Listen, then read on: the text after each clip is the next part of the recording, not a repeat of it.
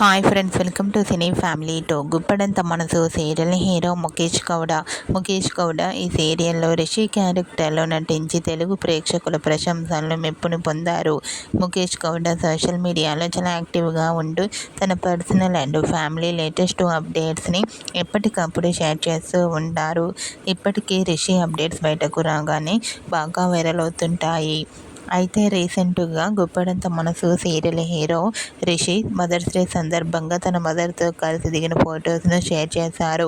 ఆ ఫొటోస్లో రిషి తన మదర్తో కలిసి చాలా హ్యాపీగా సరదాగా ఎంజాయ్ చేస్తూ కనిపించారు.